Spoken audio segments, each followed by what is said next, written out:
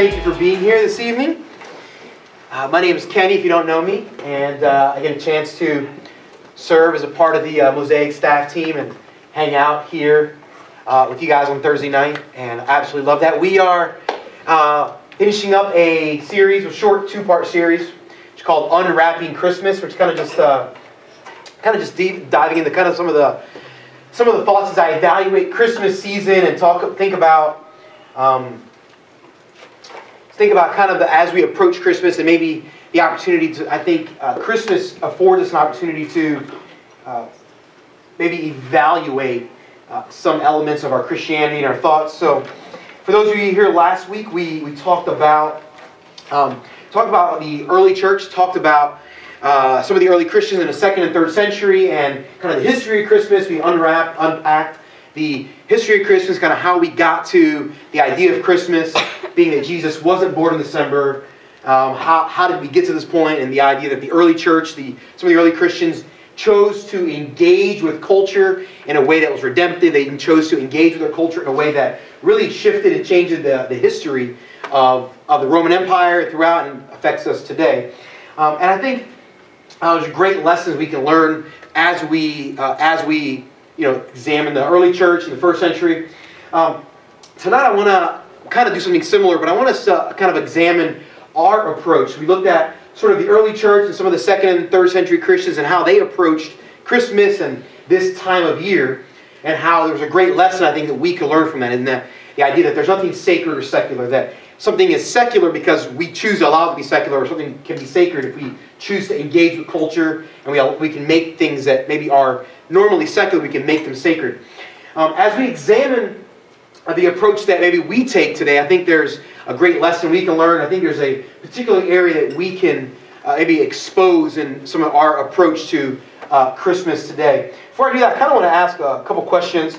I want you to think about some of your own family Christmas traditions that you grew up with, and maybe what are some of maybe your most favorite Christmas traditions, and kind of as we think about the idea of how we approach Christmas. So what I want to do is take a minute and maybe find a person next to you, someone you know or don't know, and maybe someone, if you do know, maybe something you've never shared with them, or if someone you don't know, share.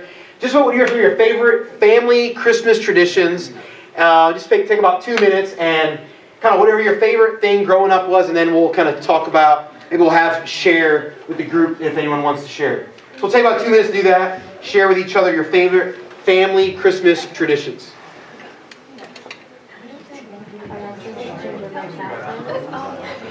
What about you? Make this thing called coquito in my family.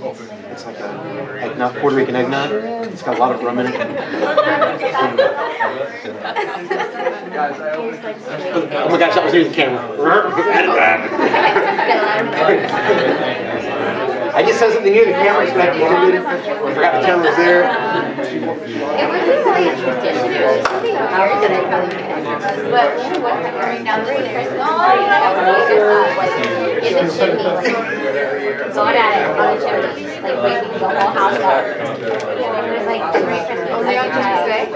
No, like that's like one thing. Yeah, really weird. Just wouldn't even wake us up, and now I really miss that. And that's kind of like, they knew.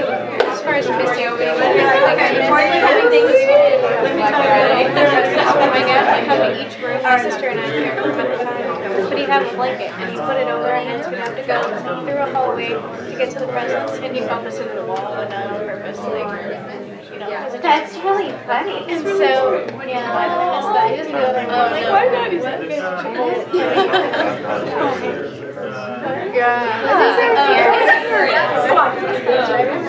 I think it's like we used to always wake up and like the bells and gifts, and they were unwrapped. And so they're like just press release because we got like 4 o'clock in the morning. And like my parents did, but my mom like visits it, so even though we're like grown, we really she'll still like put out about 20 seconds. put it out in the morning unwrapped. So we it's not like big enough before we do it. But it's like from Santa. My brother does Santa. I love getting it. Now it's like really big. So my parents have So when we were younger, we used to sneak down. it's all 5 of us, and then go back upstairs to go to sleep. My parents had never knew until like 2 years ago, and they were like, "You guys did that?" We're like, "Yeah, we like had the party at like 5 a.m. We didn't know about it at all." It was surprising. Yeah, oh no, I make my parents.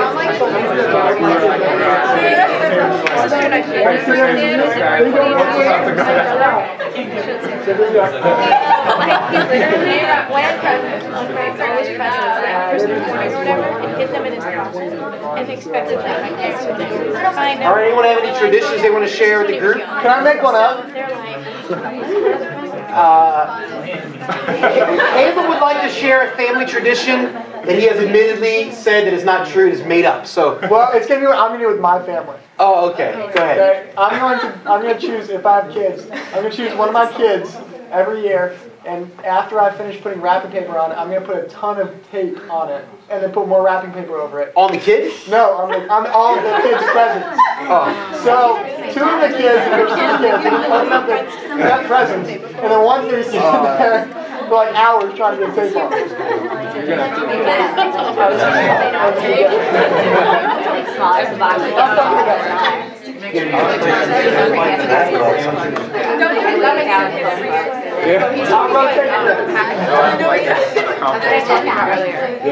How are you going to explain it to them? Okay, we'll make it to the pasteles.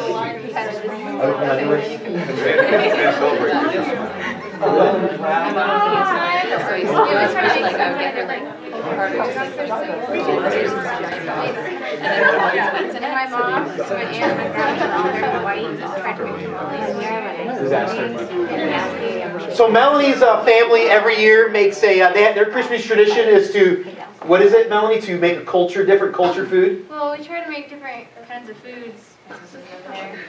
Anyways, every year instead of like traditional Christmas ham or whatever you eat, but one year my mom and my aunt and my grandma, who are very white, tried to make tamales. They were pretty gross.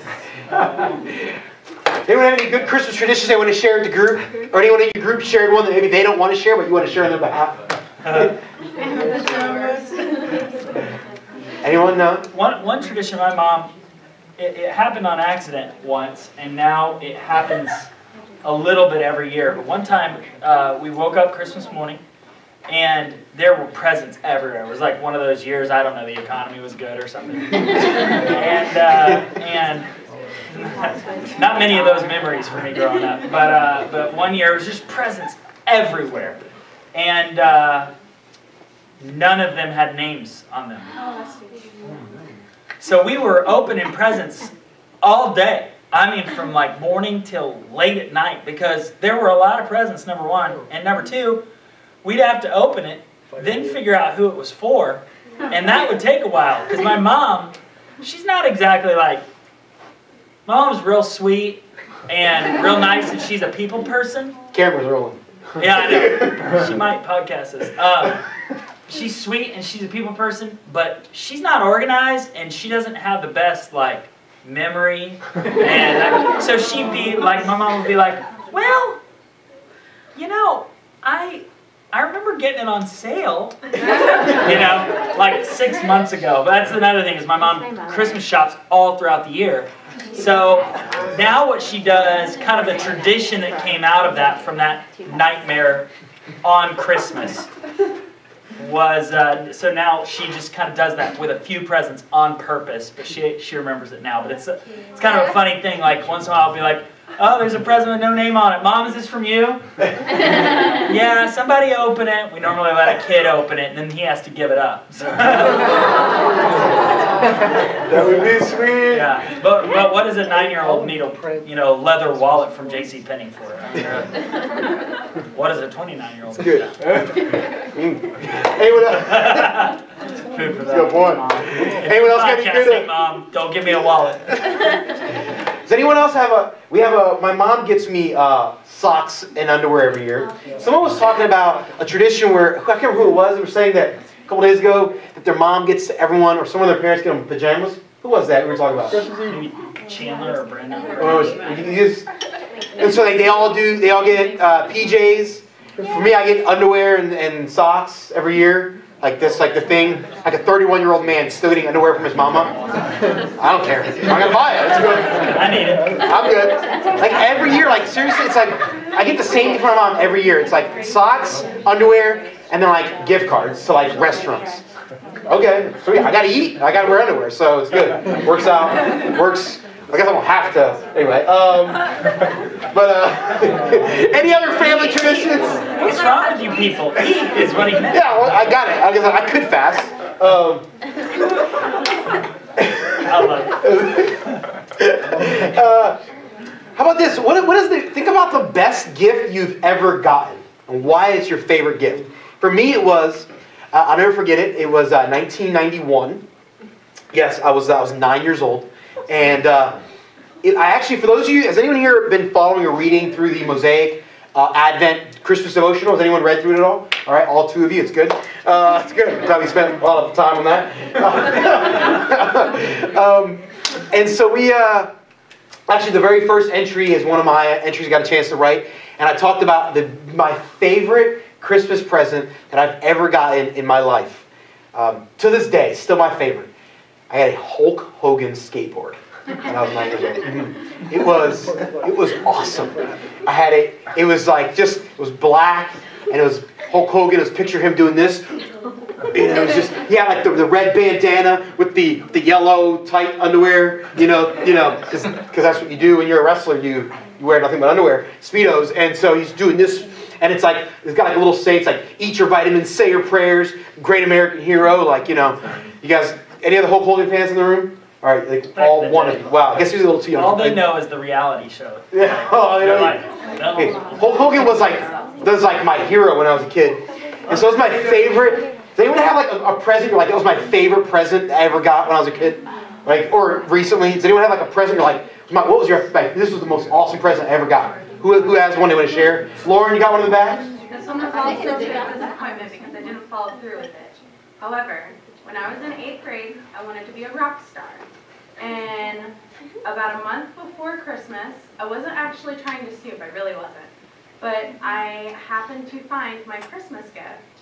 And it was a beautiful electric guitar. It was purple, Schecter Diamond Series, gorgeous. I freaked out. I was like, oh my God, I'm getting a guitar. So excited. And then Christmas comes, and I'm like, okay, the guitar's gonna be here. It was not. It was not anywhere. And I finished opening all my gifts, and I was like, where's my, okay. And I'm like trying not to tell my mom that I saw something, but like trying to also be happy. And then my dad comes out of his room and has it plugged in and starts playing like a Christmas song. And yeah, I was really excited. And then 2 years later, I stopped playing guitar. Well, what happened? I thought you were going to be a rock star.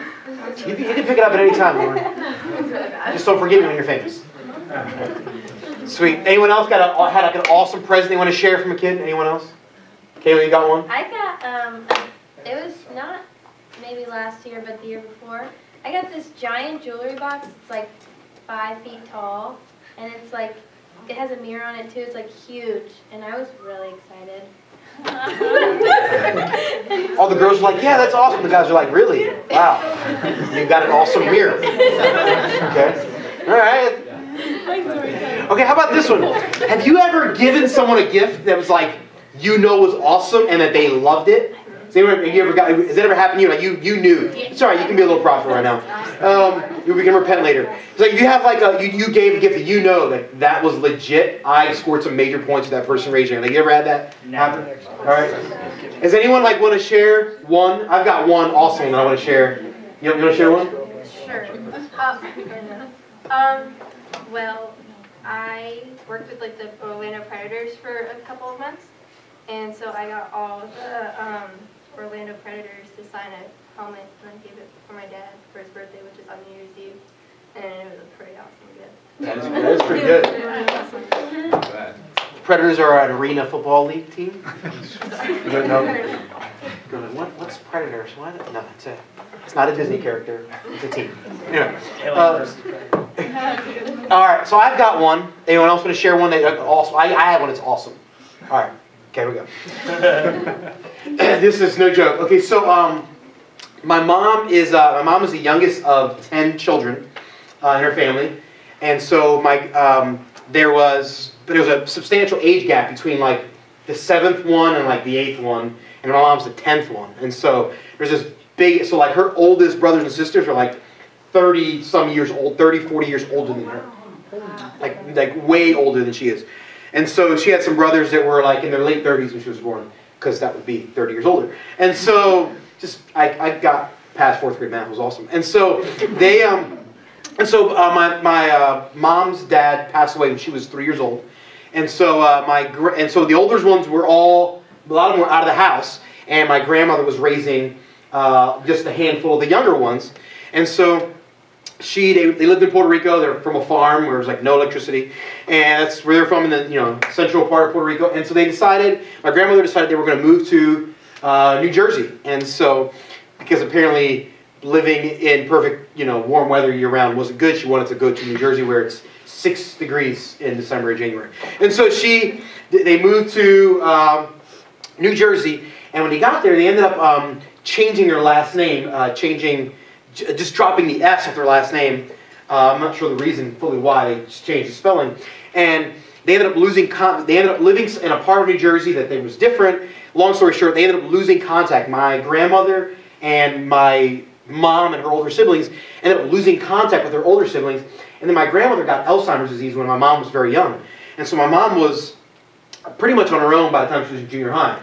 And so she ends up being separated. And because they changed the name and spelling, and they lived at a different place, and my grandmother had Alzheimer's, it became like this perfect storm of their inability to reconnect. And so they lost contact. And many, many times my mom had tried to find her siblings, and my siblings had tried to find her. And so my mom basically lost contact with them at some point in the 70s, and it wasn't until she basically figured she'd never talk to her older siblings ever again. Fast forward to November of 2007. One of my aunts, my mom's older sister, was working at a supermarket, and she's working at a register at a supermarket in New Jersey.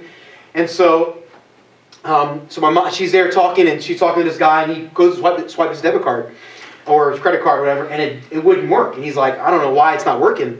I've got plenty of money in that account. It's my debit card. It should be working. And he's like, yeah, hold on one second. There's no one on the line. So she's like, I'll hold on if you want to. She's like, yeah, let me call my bank. So he calls the bank, and they're like, yeah, we don't know. There's plenty of money in your account. He's like, what's your name? And he says his name. My name is Anthony Carreras, which is Carrera is I'll say it with a little American tongue for my Carreras and Carrera for my Caucasian friends in the room. And so Carrera is a very popular Hispanic name in Puerto Rico. Lots of Carrera families, but Carreras with an S is extremely rare. And so he says his name is Anthony Carreras, and my aunt's thinking, that's really weird. That was our name when we first moved here, and we ended up changing it to Carrera, but it was Carreras, and so that's really weird. What are the chances I could be related to this guy? And so he hangs up the phone. He's like, we have no clue. My bank says that that there's money in the account, that it should have gone through. Let's try it again. They try it again, and it works perfectly fine. She goes, I just hope that it was weird that I didn't, but I heard your last name was Carreras, and rather, the S that's very rare. Where are you from? Oh, my family is from Rincon, and we can talk about the area of Puerto Rico in the western part of the island where he's from. And she's like, wow, my family's from there. Who do you know any? And they start talking, and they come to find out this guy has just run into his great aunt. And so this guy who's at the register is a cousin of mine, just by what would seem like random chance. And was this your mom? And holy cow. And so then through this scenario, my mom ends up getting reconnected with all of her older siblings. And most of them now live in the United States. They live in Connecticut or New Jersey for the most part. If you live in Puerto Rico still. Most of my family now lives in Philadelphia or New Jersey. And so my mom has now, since 2007, spent many holiday seasons with her family that live in Connecticut. And so it was pretty cool to get a chance to reconnect, and I've got a chance to meet a bunch of my older cousins, and so it's kind of a really neat. So that Christmas here, this is a massive big deal in my family. Obviously, having been disconnected for almost 40 years, 30 some odd years, this is a big deal in my family. So this is what I did. I get a hold of all of my older my older cousins and my aunts and uncles that I don't even know, and I have them send me photos of all of our cousins and people that we know. And so I got this. I went to Things Remembered So, gentlemen, it's a great store. You can get things engraved. Just give me some points there. And so I go to this thing called Things Remembered, and I buy this. It's like a little silver tree. It looks like a big Christmas tree, and it's got the leaves are silver hearts that are like little lockets where you can put photos in. So you can put like 40 different photos. There's 40 different little lockets, about this big or so, silver. There's all these little heart-shaped lockets of different sizes, and you can put pictures on this. So I got a bunch of photos from all of our different family members, and got them to put them inside each one. And so I got it engraved. It says God had us family with an S, because that was the big deal. And so I gave it to my mom for Christmas, and she opens it up, and she starts looking at it, and she starts to realize that it's all her family in this that she had just connected to, like the last 6 weeks before that. She had just met all these people, and she just started just tearing up, and she just starts crying, and just my mom just weeps, and we cry, and it was like, and so my mom still has it up at her house. And it was the greatest Christmas gift that I've ever given anyone. And it was pretty awesome. It was pretty epic. And so that was pretty awesome. So it was a pretty big deal.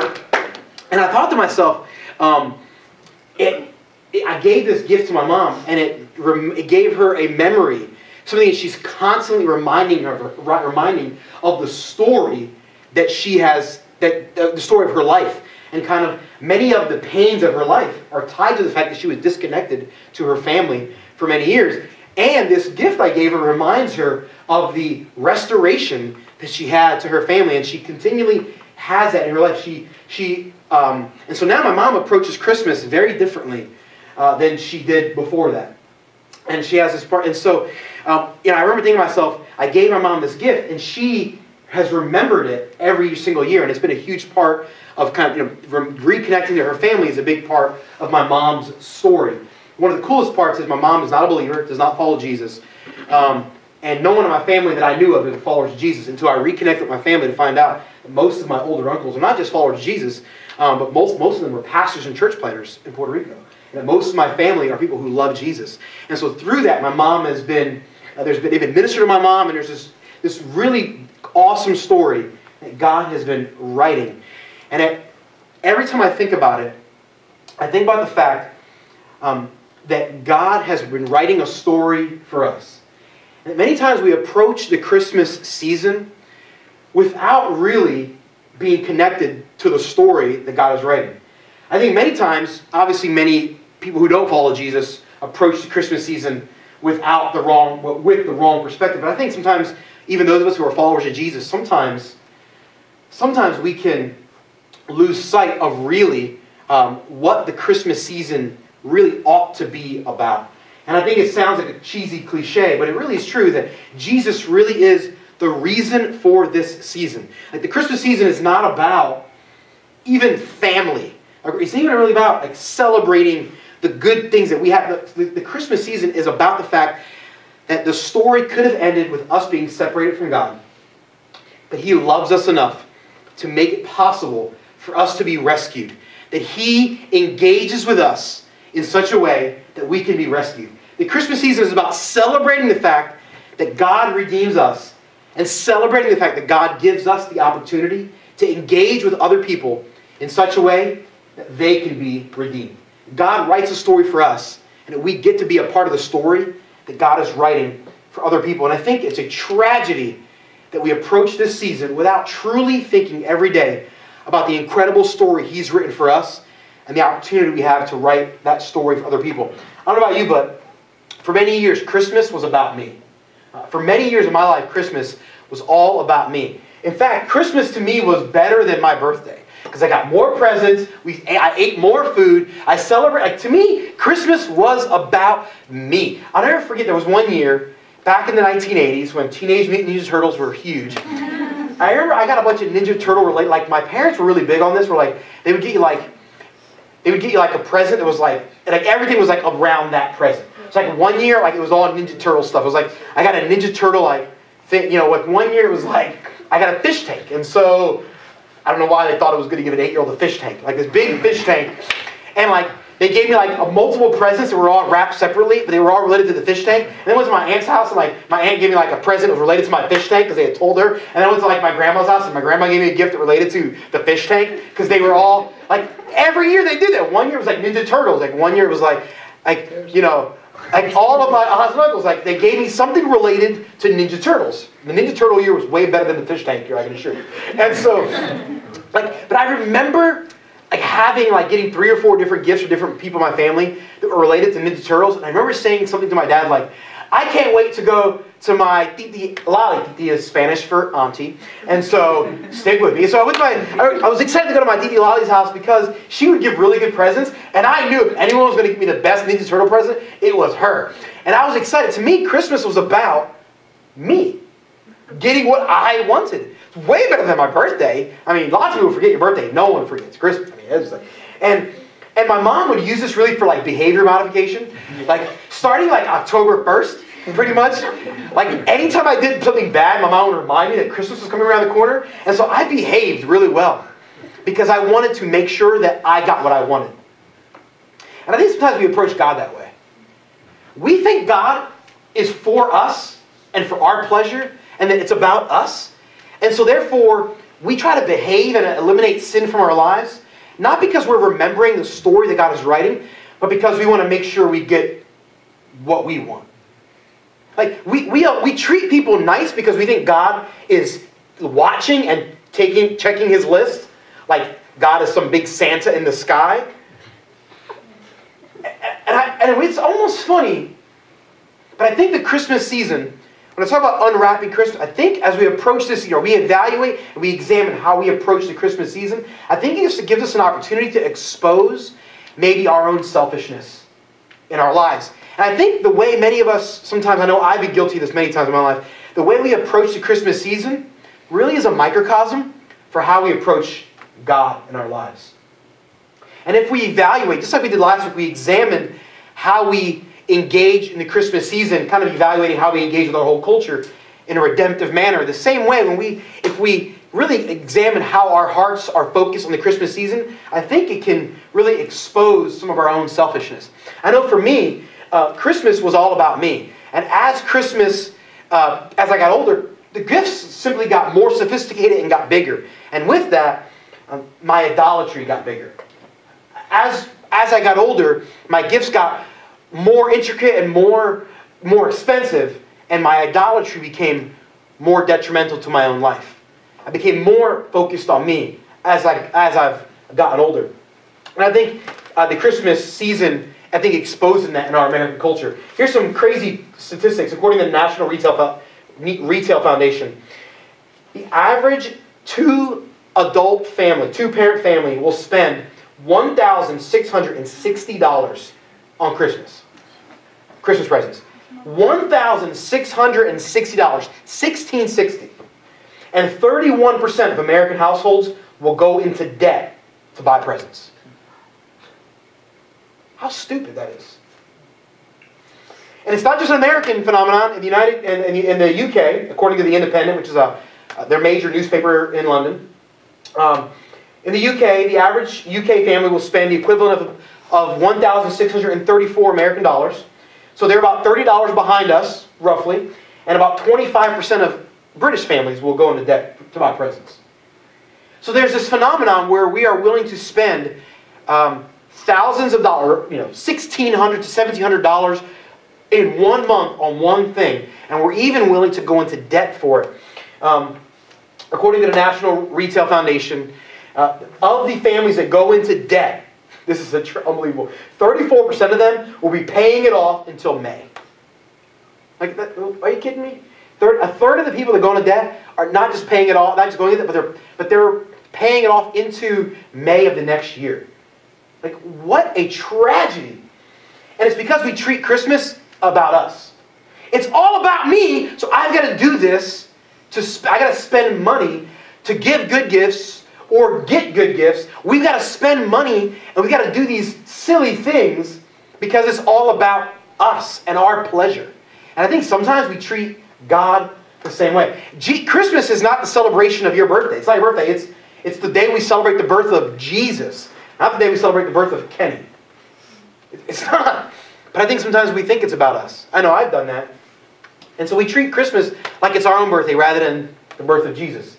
Really ask yourself this question. Of all the great presents that I've gotten or given, or all the times I've been involved in In Christmas festivities, how often are they focused on my own comfort and my own pleasure? How often are they focused on giving sacrificially? It's because Christ came to earth and He gave sacrificially. He gave in a way that was radical, extreme. God so loved the world that He gave.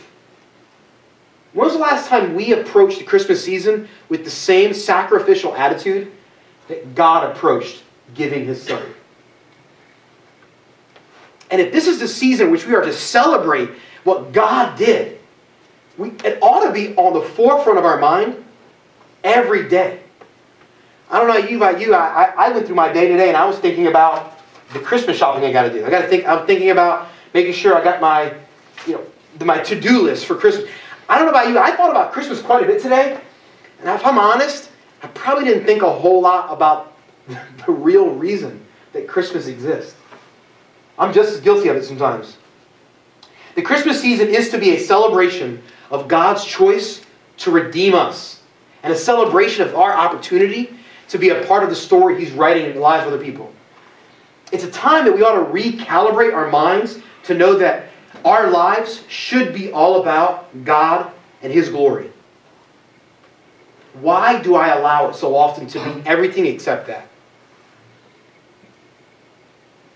So often as we approach the Christmas season, it doesn't reflect the celebration of redemption. Celebration that we're rescued, that we get to be restored, that we get to have friendship with God. That He says, come on, let's make a deal. You follow me, I forgive everything. Then let's make a deal. I'm going to love you and pour out forgiveness in your life. I'm going to redeem you, rescue you, and invite you to come be a part of rescuing other people. Why isn't that at the forefront of our minds? Everything God does is for His own glory. And so at the forefront of our minds, all of the time, we got to be thinking about making God glorified, making God look good to everyone in our lives, and making the heart of God smile. Like the purpose of our lives is to bring glory and honor and joy to God, to make Him smile, to make Him happy, to give Him pleasure. That's the reason why we exist. But yet so often, our lives are about our own pleasure. And I think the Christmas season exposes that and amplifies that. It's not just at Christmas we're this way all year round. But I think Christmas really brings it to the forefront on how selfish and self-focused we can be. And God says, I love you, and I'm calling you to be focused on something much bigger than yourself. That's me and the people around you. Are you willing to do that? It's a great story from the Old Testament I want to share with you. If you have your Bibles, if you don't have a Bible, there's just be under your table there. 1 Samuel 17. This is a story, if you've been around church for any length of time, this is a story that you are probably familiar with. Story of a guy named David and some guy named Goliath. It's a true story, actually happened. 1 Samuel 17. 1 Samuel chapter 17. And so many of you are probably familiar with the story. If you're not, bottom line is David is the youngest of a bunch of brothers. His brothers are fighting in war. He goes to bring them some food. I don't know, he's bringing them a Big Mac or something while they're fighting in war. Because apparently when you're fighting at the front lines, you need your little brother to bring you food. Apparently that's how they did it back then. And so David is there, and he gets there. There's this tall dude, Goliath. We believe from some what we understand, he's a super tall dude. He's probably 9 or 10 feet tall. He's got like superhuman strength. And he is the leader, one of the leaders of the army of the arch nemesis, the enemy of Israel, this group of people called the Philistines. And Goliath is basically smack talking, he's trash talking, kind of like I do when I'm playing basketball, which I really shouldn't do because I'm not that good. But I trash talk. And so Goliath is trash talking. He's playing. He's out. He's kind of like he's playing ball, but it's war. And so he's out there trash talking to Jews, and he's trash talking to David's older brothers. And David's like, "Who is this punk who's trash talking the people of God? Like Israel, we're God's people. Like God's on our side. We follow the one true God. The Philistines, they follow the fake gods. Like, why the heck does this guy think he has the right to talk to us like this? And why are you guys taking it? Why are you guys being a bunch of punks? That's my paraphrase for what he said.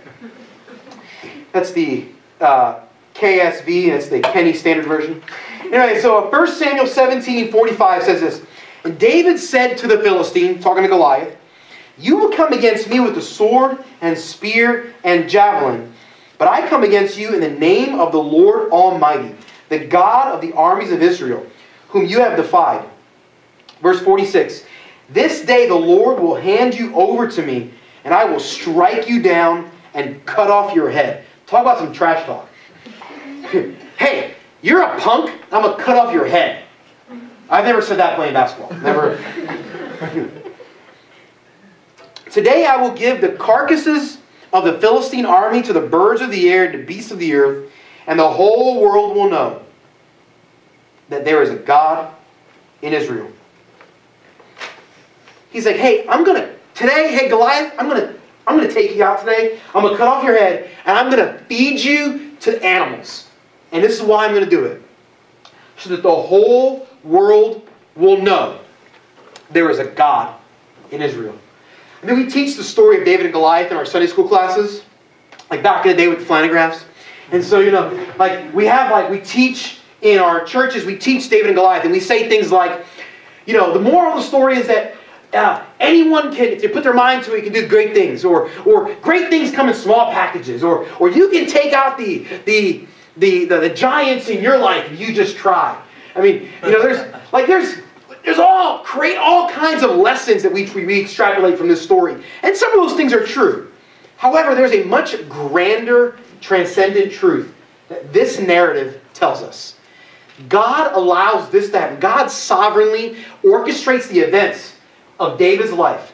God orchestrates his life for this moment to take place for one very clear purpose that's way greater than all the others.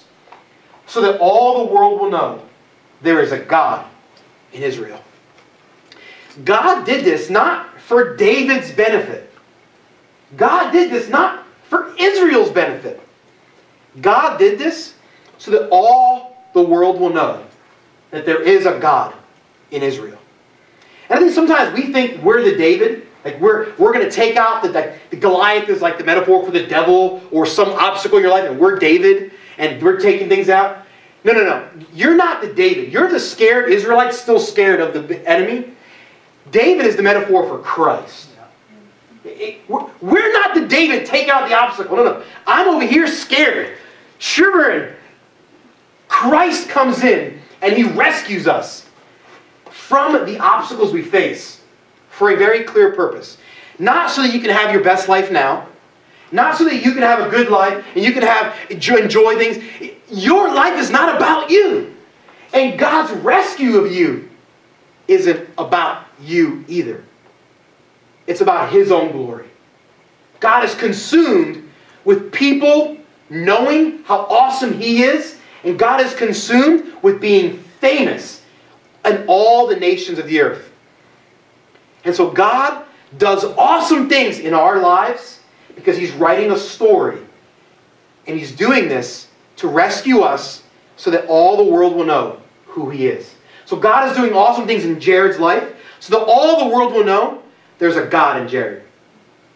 God is doing awesome things in Brandon's life and in Jessica's life and in Mosaic's church and in Converge. Not because so that you can have a good life. No. It's so that all the world will know there is a God in Converge and in Jessica and in Brandon and in Mosaic. God does things in my life not so that I can enjoy it and have a good life. No. God is doing things in my life for one singular purpose. So that all the world will know there's a God in Kenny. And he's the one true God. And that they should follow him. That's it. And I think this dramatically changes our perspective in life. I think as we approach the Christmas season, and if we think Christmas is about us, we become very selfish. And if we don't get what we want, we get angry. And I think that exposes, it's a microcosm of our lives. It exposes how we function. If we think God is about us, when we don't get what we want, we get mad at God. Or when things bad happen to us, we get mad at God. If we think God is in my life so that I can have a good life, what begins to happen is, what happens when bad things happen? Or when trouble comes your way? When you face an obstacle? Well, then God's not real? Or God's not really there? Or I thought God was for me. Yeah, God's for you, but not the way you might think necessarily. I know I've been guilty of this. But if you understand that it's all about His glory, about Him being famous, and Him being pleased, that no matter what I face, I can make Him famous in spite of my obstacles. And then sometimes I can even make Him more famous because of the obstacles I face. I can make Him more famous and make Him look even better if I face difficulties well. It's a great passage of Scripture, John chapter 9. You can turn there. I know I shared this a few months ago. We were going through the I Am series. I want to share it again because it's a passage of Scripture I come back to pretty often because it reminds me of the glory of God. See, it's not about you. Like, the story of God is not about you. It's never been about you. It will never be about you. It's not about me. It's never been about me. It will never be about me. It's all about God. It's always been all about God. It will always be all about God. He is the hero of this storybook right here. This true story, the narrative of people in the Bible, He's the hero, not us. And everything we face is for His glory. John chapter 9 is a story of a boy who is blinded from birth. John chapter 9 verse 1 says, as he went along, talking about Jesus, he saw a man blind from birth. His disciples asked him, Rabbi, who sinned, this man or his parents? The Jewish people believed that the only reason you would ever be sick is because of some sin in your life, or something you did wrong. So they're asking, hey, this boy was blind. Why? Is it because of his own sin or because of his parents did something for him? And Jesus says, neither. Now, you guys are missing the point. He's not sick because of his own sin. He's not sick because someone else sinned. He's not sick because the devil attacked him. Neither this man nor his parents sinned. This isn't the cause of some bad thing in his life. Jesus says this, this happened so that the work of God might be displayed in his life. The reason why this boy was born blind and was allowed to live blind for certain years of his life was so that God could do something in his life.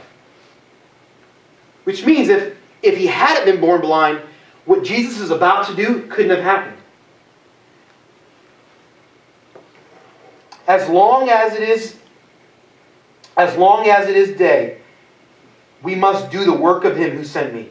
Night is coming when no one can work, while I am in the world, and I am the light of the world. Jesus is saying, this guy was born blind, not because he did something wrong or his family did something wrong. It's because I've got a plan for him. I'm writing a story for him, and I'm doing something great in his life. And as long as I'm on planet Earth, and as long as you are following me, you need to do what we ask you to do, what I ask you to do. You need to do what the Father's asking you to do. And I think sometimes we want to do what we want to do. We want what we want rather than what we want, rather than wanting what God wants. Eventually, Jesus heals this boy, and He makes it very clear that the reason why this is done is so that the glory of God, the power of God should be shown. And so some people, I've actually heard preachers say things like, so God allows you to be sick just so that He can heal him? That's schizophrenic God. There's a famous preacher, I won't say a name, who I heard say once, that's a schizophrenic version of God. And I got so angry. I got angry at this preacher because he's wrong. This is exactly what Jesus is saying in John chapter 9. Jesus is saying in John chapter 9, the reason why I allowed this difficulty to come His way is for one singular purpose. So that I can intervene and rescue him from it. And you will know that I'm the one true God. In fact, the reason why this boy is born blind is not even for his own sake, but it's for your sake that is watching this. It's for you, Peter and my disciples. You're following me, and I want to build your faith. It's not even about this boy. So I allowed him to suffer pain all these years so that this very moment could happen. So that I could heal him in front of you, and your faith could be built. Wow. God will allow other people to face difficulty and pain for my good and for His glory to be shown in my life? Yep. And God will allow you to experience pain and obstacles so that you can be a part of the story that He's writing in the lives of other people. The Christmas season exposes how selfish I can be and reminds me how often I make it about myself. And Jesus is saying, no. Christmas is not about you, Kenny. It's not your birthday. It's my birthday. It's not about what you can get. It's about what I can get through you. And what I can get through you is a story written in the lives of other people, of their rescue and their redemption. Oh, God's done great things in my life, but He doesn't want to stop there. He wants to do great things in the lives of other people that I correspond with. And if I'm selfish and I'm focused on myself, I become an obstacle between God writing a story in their lives through me. God will write the story through someone else. But if I choose to allow God to work through me, and I choose to make it about Him, God says, I'm going to write a story, Kenny, in their lives. I'm going to do it through you. Oftentimes, that's going to involve some obstacles or some pain, some real difficulty. But if you're willing to experience that, you're willing to endure that, oh, you haven't seen what I can do through you if you're willing to do that. A couple other verses I want to share with you. Ephesians chapter 1, 11 and 12 says this. In Him we were also chosen, having been predestined according to the plan of Him who works out everything in conformity with the purpose of His will. So God is saying, I've chosen you, I've predestined you, I work everything in your life according to my plan. I do great things for you. Verse 12 explains why God does this. In order that we might be for the praise of His glory. Why does God do great things in our lives? Why does God allow us to experience pain? Why does God do anything in our lives? For one very clear purpose. So that we might bring Him glory. So that we might make Him famous. So that we might make Him smile. So we might endure everything in such a way that makes Him proud of us. So that we might endure and face things and live our lives in such a Christ-honoring way that other people will say, wow, there must be a God in that person's life. Wow. Romans 11:36 says this, now from Him and through Him and to Him are all things. To Him be the glory. Romans 11:36. From Him, through Him, to Him are all things. To Him be the glory. God is consumed with His own glory. Not because He's some selfish, arrogant dude in the sky. No. Because He is the most awesome thing there ever been. He's the most awesome being. And God is consumed with the most awesome thing, which just happens to be Himself. And so when I'm consumed with God, I'm being consumed with the most awesome thing. If I'm consumed with myself, I'm consumed with something that's secondary and less than. God calls us to be consumed with the most awesome being that's ever been. It just happens to be that He is the most awesome being that's ever been. He's not being selfish. He's saying, hey, I am the most awesome thing there is. I would call you to be focused on the most awesome thing that's ever been. God. And God created you for that purpose. And as you live your life focused on making God famous and making God smile and making Him look good to the lives of people around you, when it becomes about Him and not about yourself, you find yourself becoming far more satisfied. John Piper, one of my favorite pastors in America, often says this, God is most glorified in us when we are most satisfied in Him. We were created to be satisfied in Him. And when we're satisfied and content in Him, then He's glorified in our lives. And if you're focused on His glory, and it's all about Him, that changes the way you spend your money, changes the way you spend your time, it changes the way you approach suffering, it changes whether or not you get mad when you don't get what you want, it changes whether or not you get mad when bad things happen in your life, it changes the way you focus on other people, it makes you less selfish, it makes you want to serve others, It causes you to work hard even when you're unappreciated by the people around you. If you are focused on the glory of God above yourself, it changes the way you view God. And there's a direct correlation between your understanding of the glory of God and how much you love God, how much you look like Jesus, how much you hate your own sin. If you look at someone who doesn't love God a whole lot and doesn't love people and doesn't hate sin, it's someone that probably doesn't understand the glory of God. But if you become consumed with the glory of God, making Him famous, making it about Him in every way possible, and making it about people knowing who He is, you find yourself loving Him a lot more. You find yourself loving people a lot more. You find yourself hating your sin a lot more. You find yourself wanting to be more like Jesus. It's a natural byproduct of being consumed with His glory. I'm going to pray. Joel's going to come and give us some announcements. But I just want to encourage you, as you approach Christmas season, to remember that it's not your birthday. It's His birthday. It's not about you. It's not about me. It's about Him. And it's so often in the Christmas season we get focused on ourselves, and we even get focused on other people above God. And it's all about God. It's all about Jesus. It's not my birthday. It's not your birthday. We're not celebrating each other. We're celebrating Him. It's all about Him. As you do Christmas festivities, as you go to a parade, as you give gifts, those things are good. I'm not saying disengage from them. I'm not saying don't do those things. I'm saying do those things, but as you do it, remember that you do it because it's all about Him. It's never been about us. It's never been about us. It never will be about us. It's all about God. It's always been all about God. It will always be all about God. So Jesus, I pray You would help us to remember that. Remind us that it's not about us.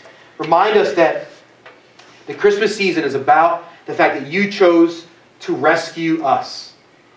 And may we remember that. And as we go through the Christmas season, God, would You give us the courage and the emotional strength and the fortitude to remember, to choose to remember that You truly are the reason for the season. Give us the courage to remember that it's all about You and not about us. And as we live through this season, may we remember that it's not my birthday, it's Your birthday. And may that affect the way we chase after You this Christmas season and beyond.